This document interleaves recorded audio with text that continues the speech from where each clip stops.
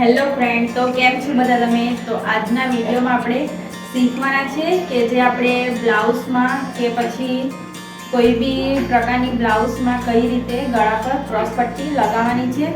જે લોકો નવા હોય એ લોકોને પાઇપિંગ લગાવતા તરત આવડતું નથી, એટલા માટે આપણે અંદર પટ્ટીને કઈ રીતે વાળવાની તે આપણે આજે વિડીયોમાં શીખવાના છે. તો ચાલો આપણે આગળ વિડીયોમાં જોઈએ. તો ચાલો ફ્રેન્ડ, આપણે આ બ્લાઉઝનો આગળનો ભાગ છે. મેં કટોરીવાળી બ્લાઉઝમાં આગળથી બતાવું તમને કે કઈ રીતે આપણે ક્રોસ પટ્ટી અંદર વાળવાની છે. તો આ મેં એના સાઈઝની લીધી છે, ક્રોસ પટ્ટી કાઢી છે. તો એને આપણે હવે વચ્ચેથી એવી રીતે ફોલ્ડ કરવાનું છે આખી પટ્ટીને.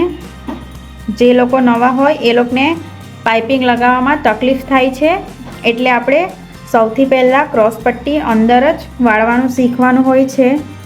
તો આપણે ક્રોસ પટ્ટીને કઈ રીતે અંદર વાળવાની તે જોવાનું છે આજના વિડીયોમાં. તો તમે વિડીયોમાં એન્ડ સુધી બન્યા રહેજો. તો ચાલો હવે આપણે ક્રોસ પટ્ટીને કઈ રીતે લગાવવાનું અને કઈ રીતે વાળવાનું તે જોવાના છે.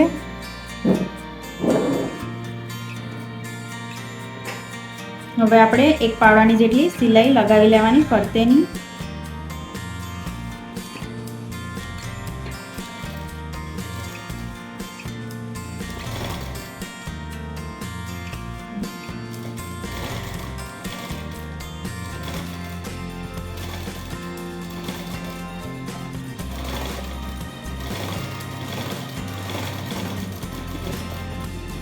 આપણે એક પાવડાની જેટલી સિલાઈ લગાવી લીધી છે. હવે આ જે વધારાનું છે કાપડ એને કટ કરી દેવાનું. હવે આપણે ક્રોસ પટ્ટીની અંદર સરળ રીતે વળી જાય એટલા માટે નાના નાના ડાચ લગાવી દેવાના. એવી રીતે ધ્યાનથી કરવાનું, અંદરનું કાપડ કટ નહીં થઈ જાય.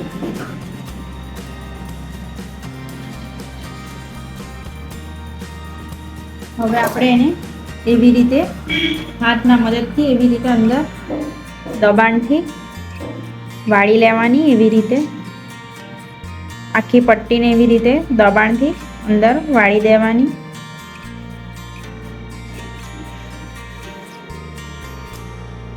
હવે આપણે ઉપર સિલાઈ લગાવવાનું છે. અહીંયા એવી રીતે ધાર પર સિલાઈ લગાવવાનું છે, તે સિલાઈ લગાવી લઈએ.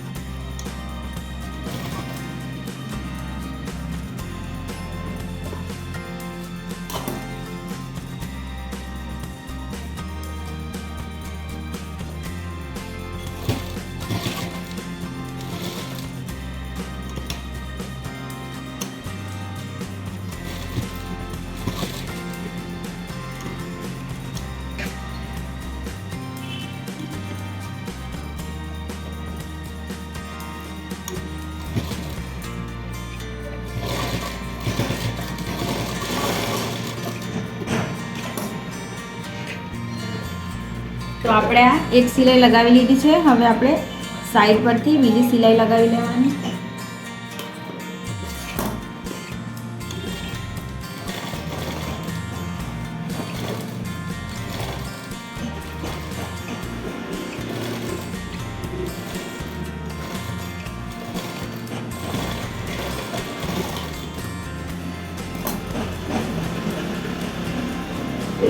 આપણે ક્રોસ પટ્ટી અંદર વાળી દીધી છે. આ જો આવી રીતે અંદર વાળી દેવાની. જે લોકો નવા હોય એ લોકો માટે આ સરળ રીત છે. એવી રીતે ક્રોસ પટ્ટી અંદર વાળી દેવાની. આવી રીતે પાઇપિંગ લગાવવામાં નવા નવા હોય તો તકલીફ થાય છે, એટલા માટે સૌથી પહેલાં આવી રીતે અંદર ક્રોસ પટ્ટી વાળી દેવાની. તો તમને મારો વિડીયો ગમ્યો હોય તો મારી ચેનલને લાઈક અને સબસ્ક્રાઈબ કરવાનું ભૂલતા નહીં.